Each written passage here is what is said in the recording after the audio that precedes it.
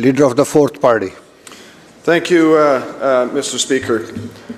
This government's made a lot of noise about hotels that have been purchased for housing. So let's have a look at a couple of these hotels that were purchased.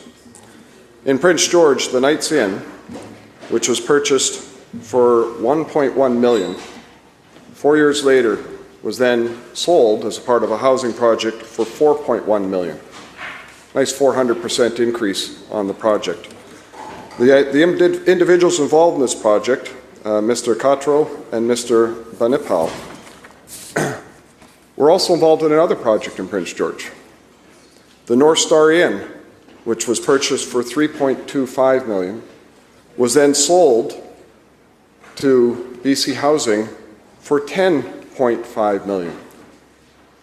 And that's just a mere 4 years for another quick 300% profit. Mr. Speaker, and the same individuals were involved in this deal. My question to you, to the Premier, is this.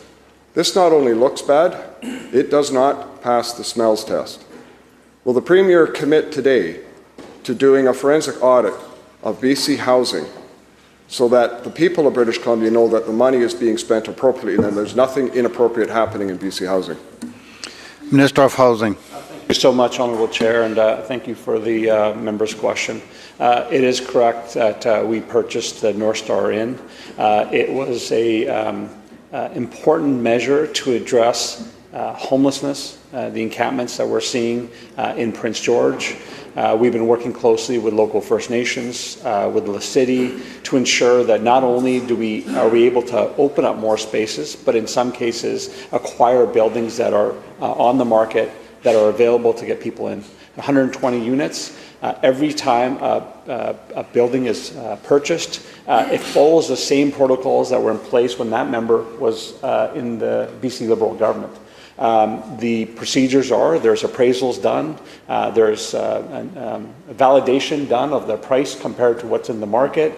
But I think the member would agree, because he represents some of the region, that it's vitally important during these challenging times that we get people indoors. This isn't the first time this has happened.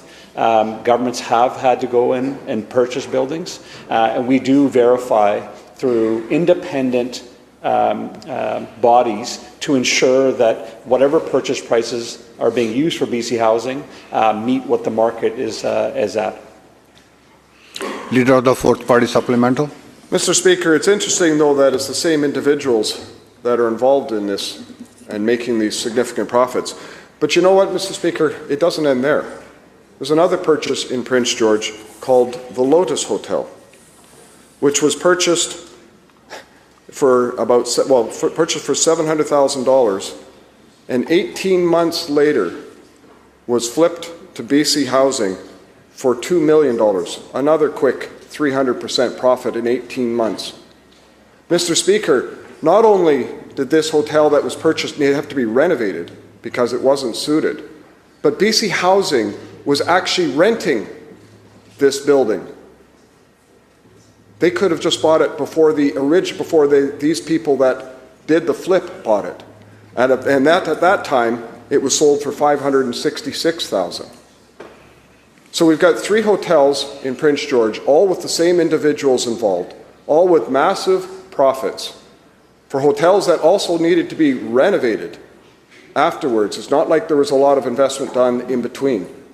Mr. Speaker, this trend is very disturbing, to see that these kind of trades are being made, that these individuals, whether having inside information or whatever it may have been able to make significant profits on these housing projects at the expense of the taxpayers of British Columbia. Once again, through you, Mr. Speaker, to the Premier, will you commit to a forensic audit of BC Housing to put to rest once and for all of these sort of concerns and issues to make sure taxpayers' monies are being spent appropriately? Minister of Housing. Thank you, Chair. And as I said earlier to the member, the procedures that are in place for BC Housing are similar to the procedures that were in place when he was a member of the BC Liberal Party. There are independent checks done by third parties that come in and assess the purchase value. Now, it's hard to understand if the member is suggesting whether we should buy hotels early or whether we should buy them late. But what's most important, I think, for any community that's struggling with people that are in encampments or homeless is getting housing options available right away. It takes time to get communities to agree to build housing. It takes time for that housing to be built. And when you have a challenging situation, you've got to act quick.